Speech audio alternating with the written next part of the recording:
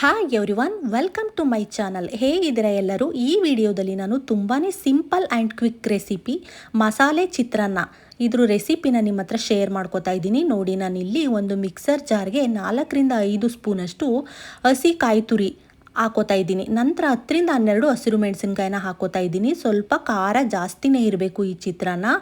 ನಂತರ 1 ಗೆಡ್ಡೆಯಷ್ಟು ಬೆಳ್ಳುಳ್ಳಿ, 1-2 ಇಂಚಷ್ಟು ಶುಂಠಿ, ಒಂದು 6-7 ಲವಂಗ ಮತ್ತು 1-2 ಇಂಚಷ್ಟು ಚಕ್ಕೆನ ಹಾಕ್ಕೊಂಡಿದ್ದೀನಿ.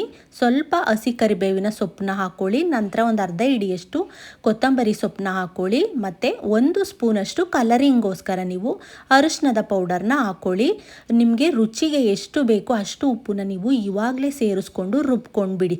ನೋಡಿ, ನಾನಿಲ್ಲಿ ಎಷ್ಟು ಬೇಕು ಉಪ್ಪು, ಕಲ್ಲುಪ್ಪನ್ನೇ ಯೂಸ್ ಮಾಡಿದ್ದೀನಿ. ನಂತರ ಇದಕ್ಕೆ ನೀವು ನೀರನ್ನು ಹಾಕ್ಕೊಂಡು ಇದನ್ನು ನೀಟಾಗಿ ರುಬ್ಕೊಂಡು ಬರಬೇಕು. ತುಂಬ ಫೈನ್ ಪೇಸ್ಟು ಮಾಡಬೇಡಿ, ಅತಿ ತರ್ತರಿಯಾಗೂ ಮಾಡಬೇಡಿ. ಈ ಥರ ನೋಡಿ, ಇಷ್ಟು ಇದ್ದರೆ ಸಾಕು. ನೋಡಿ, ಇವಾಗ ಮಾಡೋ ವಿಧಾನ ನೋಡೋಣ ಬನ್ನಿ. ನಾನು ಒಂದು ಕಡಾಯಿಗೆ 4-5 ಸ್ಪೂನಷ್ಟು ಎಣ್ಣೆನ ಹಾಕ್ಕೋತಾ ಇದ್ದೀನಿ. ಈ ಚಿತ್ರಾನ್ನಕ್ಕೆ ಸ್ವಲ್ಪ ಎಣ್ಣೆ ಜಾಸ್ತಿನೇ ಇರಬೇಕು. ನಂತರ ಒಗ್ಗರಣೆಗೆ ಸಾಸಿವೆ ಮತ್ತು 1-2 ಸ್ಪೂನಷ್ಟು ಕಡಲೆ ಬೀಜನ ಯೂಸ್ ಮಾಡಿದ್ದೀನಿ. ಕಡಲೆ ಬೀಜ ಸ್ವಲ್ಪ ಫ್ರೈ ಆದ ನಂತರ ನೀವು 1 ಸ್ಪೂನಷ್ಟು ಕಡಲೆಬೇಳೆನ ಯೂಸ್ ಮಾಡ್ಕೊಳ್ಳಿ. ನೋಡಿ, ಇದು ಸ್ವಲ್ಪ ಕ್ರಂಚಿನೆಸ್ಸು ಆಗೋವರೆಗೂ ನೀಟಾಗಿ ಫ್ರೈ ಮಾಡಿಕೊಂಡು ಒಣಮೆಣಸಿನ್ಕಾಯಿ 2 ಒಗ್ಗರಣೆಗೆ ಇವಾಗ ಹಾಕ್ಕೊಳ್ಳಿ. ಈ ಟೈಮಲ್ಲಿ ನೋಡಿ, ಒಣಮೆಣಸಿನ್ಕಾಯಿನ ಹಾಕೋತಾ ಇದ್ದೀನಿ. ನಂತರ ಇನ್ನೂ ಒಂದು ಸ್ವಲ್ಪ ಫ್ರೈ ಮಾಡಿಕೊಂಡು ನಾವು ರುಬ್ಬಿಟ್ಕೊಂಡಿದ್ವಿ ನೋಡಿ, ಆ ಮಸಾಲೆನ ಹಾಕ್ಕೊಂಡು ನೀವು ಅದಕ್ಕೆ ಯಾವುದೇ ರೀತಿಯಾದ ನೀರನ್ನು ಸೇರಿಸೋದಕ್ಕೆ ಹೋಗಬಾರ್ದು. ನೋಡಿ, ಈ ಥರ ಹಾಕ್ಕೊಂಡು ಎಣ್ಣೆನಲ್ಲೇ ಇದರಲ್ಲಿರೋ ನೀರಿನಂಶ ಎಲ್ಲ ನೀಟಾಗಿ ಆವಿಯಾಗಿ ಎಣ್ಣೆ ಬಿಡಬೇಕು. ನೋಡಿ, ಇವಾಗ ಹಾಕ್ಕೊಂಡಿದ್ದೀನಿ. ಮಿಕ್ಸರ್ ಜಾರ್ನಲ್ಲಿರೋ ಮಸಾಲೆನೆಲ್ಲ ನೀಟಾಗಿ ಹಾಕ್ಕೊಂಡು ಅದಕ್ಕೆ ನೀರನ್ನ ಸೇರ್ಸೋದಕ್ಕೆ ಹೋಗಬೇಡಿ. ಅದನ್ನೆಲ್ಲ ಮಿಕ್ಸ್ ಮಾಡಿ ನೀವು ಲಿಡ್ನ ಕ್ಲೋಸ್ ಮಾಡಿ 1-2 ನಿಮಿಷ ಬಿಟ್ಬಿಡಿ. ಅಲ್ಲೇ ಕರಿಬೇವಿನ ಸೊಪ್ಪನ್ನು ಕೂಡ ನೀವು ಹಾಕ್ಕೊಂಡು ಮಿಕ್ಸ್ ಮಾಡಿಬಿಟ್ಟು ಲಿಡ್ನ ಕ್ಲೋಸ್ ಮಾಡಿ 1-2 ನಿಮಿಷ ಬಿಟ್ಬಿಡಿ. ನೋಡಿ, 2 ನಿಮಿಷ ಬಿಟ್ಟ ನಂತರ ನೋಡಿ ಅದರಲ್ಲಿರೋ ನೀರಿನಂಶ ಪೂರ್ತಿಯಾಗಿ ಡ್ರೈ ಆಗಿ ಈ ಥರ ಹುಳಿ ರೆಡಿಯಾಗಿರುತ್ತೆ. ನೋಡಿ, ಹುಳಿ ಇವಾಗ ರೆಡಿ ಆಯಿತು. ಇದನ್ನು ಒಂದು 10 ನಿಮಿಷ ಆರೋದಕ್ಕೆ ಬಿಡಿ. ಇದು ಆರಿದ ನಂತರ 1 ನಿಂಬೆಹಣ್ಣಿನ ರಸ, ಒಂದು ಫುಲ್ಲು ನಿಂಬೆಹಣ್ಣನ್ನು ಹಾಕ್ಕೊಳ್ಳಿ ನೀವು. ಇದು ಹುಳಿ ಜಾಸ್ತಿ ಇದ್ದಷ್ಟು ಟೇಸ್ಟ್ ಚೆನ್ನಾಗಿ ಬರುತ್ತೆ. ನೋಡಿ, ನಾನಿಲ್ಲಿ ಒಂದು ದಪ್ಪ ಗಾತ್ರದ ಫುಲ್ ನಿಂಬೆಹಣ್ಣೆ ಯೂಸ್ ಮಾಡಿದ್ದೀನಿ. ಅದನ್ನು ಇಂಟ್ಕೊಂಡು ನೀವು ಅದ್ರ ರಸನ ಹಾಕ್ಕೊಳ್ಳಿ. ಆರಿದ ನಂತರನೇ ಹಾಕ್ಕೊಳ್ಳಿ, ಮುಂಚೆನೇ ಹಾಕ್ಕೊಳ್ಳೋದಕ್ಕೆ ಹೋಗಬೇಡಿ, ಕಹಿ ಬಂದ್ಬಿಡುತ್ತೆ. ಇದೆಲ್ಲ ಆದ ನಂತರ ನೋಡಿ, ಹುಳಿ ರೆಡಿ ಆಗೋಯ್ತು. ನಾನಿವಾಗ ಇದಕ್ಕೆ ರೈಸ್ನ ಮಿಕ್ಸ್ ಮಾಡ್ಕೋತೀನಿ. ರೈಸ್ನ ಆರೋದಕ್ಕೆ ಇಡೋಕ್ಕೆ ಟೈಮ್ ಇರಲಿಲ್ಲ. ಡೈರೆಕ್ಟಾಗಿ ನಾನು ಬಿಸಿ ರೈಸ್ನ ಹಾಕಿ ಅಲ್ಲೇ ಒಂದು 10 ಮಿನಿಟ್ಸ್ ಬಿಟ್ಬಿಡ್ತೀನಿ. ನೋಡಿ, ಅದು ಆರಿದ ನಂತರ ಈಗ ಮಿಕ್ಸ್ ಮಾಡ್ಕೋತಾ ಇದ್ದೀನಿ.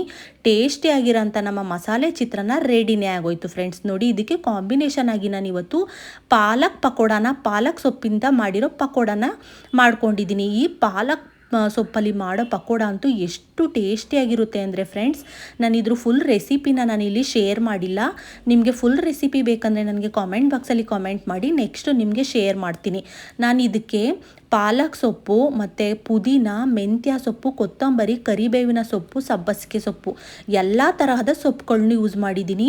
ಇದು ಈರುಳ್ಳಿ ಪಕೋಡಾಗಿಂತ ತುಂಬಾ ಟೇಸ್ಟಿಯಾಗಿರುತ್ತೆ, ಹೆಲ್ತಿಗೂ ಕೂಡ ಒಳ್ಳೆಯದು. ಎಲ್ಲ ಸೊಪ್ಪುಗಳನ್ನ ಯೂಸ್ ಮಾಡಿರೋದ್ರಿಂದ ಟೇಸ್ಟು ತುಂಬಾ ಚೆನ್ನಾಗಿ ಬಂದಿರುತ್ತೆ. ನೀವು ಒಮ್ಮೆ ಟ್ರೈ ಮಾಡಿ. ನಾನು ಈ ಥರ ಸೊಪ್ಪುಗಳೆಲ್ಲ ಆಲ್ಮೋಸ್ಟ್ ಎಲ್ಲ ಮಿಕ್ಬಿಟ್ಟಿರುತ್ತೆ ನೋಡಿ, ಆ ಸೊಪ್ಪುಗಳನ್ನೆಲ್ಲ ಹಾಕ್ಬಿಟ್ಟು ಈ ಥರ ಪಕೋಡ ಮಾಡಿಬಿಡ್ತೀನಿ. ಟೇಸ್ಟ್ ವೈಸ್ ಎಷ್ಟು ಚೆನ್ನಾಗಿರುತ್ತೆ ಅಂದರೆ ಫ್ರೆಂಡ್ಸ್, ನೀವು ಒಮ್ಮೆ ಟ್ರೈ ಮಾಡಿ ನೋಡಿ. ಇವಾಗ ನಾನು ಎಲ್ಲ ಪಕೋಡಗಳನ್ನು ಕರ್ಕೋತಾ ಇದ್ದೀನಿ. ಇದಂತೂ ಮಸಾಲೆ ಚಿತ್ರಾನ್ನ, ಪಲಾವು, ವಾಂಗಿಬಾತು ಇದಕ್ಕೆಲ್ಲ ಬೆಸ್ಟು ಕಾಂಬಿನೇಷನ್ ಅಂತಲೇ ಹೇಳ್ಬೋದು. ನೋಡಿ, ಓವರಾಲ್ ಆಗಿ ನಮ್ಮದು ಪಕೋಡನೂ ರೆಡಿ ಆಯಿತು. ಇವಾಗ ನಾನು ಸರ್ವ್ ಮಾಡ್ಕೋತೀನಿ. ಮಸಾಲೆ ಚಿತ್ರಾನ್ನದ ಜೊತೆಲಿ ಪಕೋಡನ ತಿಂತಾ ಇದ್ದರೆ ಫ್ರೆಂಡ್ಸ್, ಬ್ರೇಕ್ಫಾಸ್ಟು ಒಳ್ಳೆ ಫುಲ್ಲಿ ಬ್ರೇಕ್ಫಾಸ್ಟ್ ಅಷ್ಟು ತುಂಬ ಚೆನ್ನಾಗಿರುತ್ತೆ. ನೀವು ಒಮ್ಮೆ ಟ್ರೈ ಮಾಡಿ. ಈ ವಿಡಿಯೋ ನಿಮಗೆ ಏನನ್ನಿಸ್ತು ಅಂತ ನನಗೆ ಕಾಮೆಂಟ್ ಬಾಕ್ಸಲ್ಲಿ ಕಾಮೆಂಟ್ ಮಾಡಿ. ಮುಂದಿನ ವಿಡಿಯೋದಲ್ಲಿ ಸಿಗೋಣ ಫ್ರೆಂಡ್. Thanks for watching. ಹೀಗೆ ನನ್ನ ವಿಡಿಯೋನ ನೋಡ್ತಾ ಇರಿ, ನನಗೆ ಸಪೋರ್ಟ್ ಮಾಡ್ತಾ ಇರಿ ಅಂತ ಕೇಳ್ಕೊತೀನಿ. Thank you for watching. Bye bye.